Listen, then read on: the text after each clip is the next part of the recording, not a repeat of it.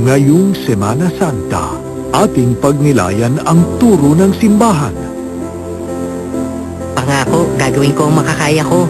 Maging maingat sa bawat paglalakbay. Naalala ko po kung saan! Ituturo ko po sa inyo! Ang amoy na yon, imposible. Ay, ganda ng umaga! At maging mapagbigay sa ating kapwa. Kung hindi ko ito gagawin, walang gagawa para sa akin eh. Sandali lang po, Nay. Babagsak na yung biyaya, oh. Pwede ba ako pumunta sa concert?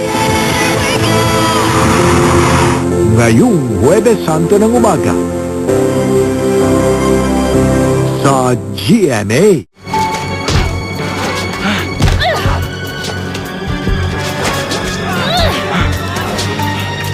Ito ang ugatpak mo.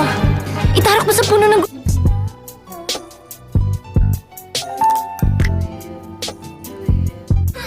Kung sakali kayong tumira kami sa ibang bansa, sasama ka sa amin? Si Ma'am naman alam mo naman, hindi ko matitiis si Luis, di ba? Huwebes Santo ng hapon sa GMA. At GMA. Ngayong Semana Santa, sumama sa pakikipagsapalaran ng mga astig nating bida. Huli sila mga kasama! Pasukin ang kanilang mundo na puno ng hiwaga at alamin ang pinagmulan. Nawawala ang pakpak ko. Ang pagkaganib ni Haring Barabas, biglang hindi nagustuhan ng mga diwata. Ng mga nilalang sa ating mundo. Parang siyang isang mesaya na pinadala sa atin to give us hope and love. Ngayong Biyernes Santo sa GMA.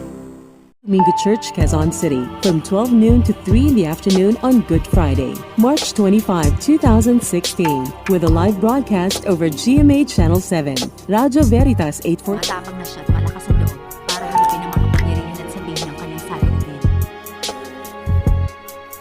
Laging tumutulong si Percol. Bigla na lang siyang umalis.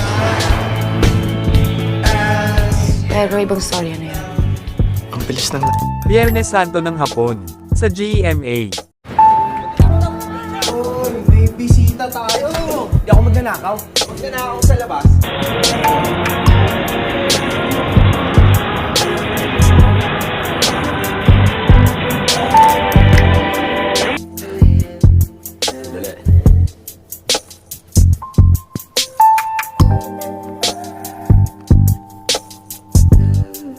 Biyernes Santo ng gabi sa GMA.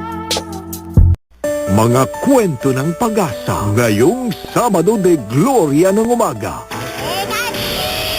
Kapag ang lakas ng magkakaibigan ay pinag-isa, ikikiliti lang ang tunay na kapangyarihan at tatang!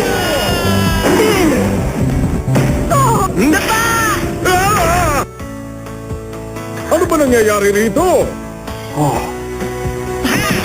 Dapat ninyong isipin na kayo ay responsable sa inyong sariling pag-aasal. Let's go!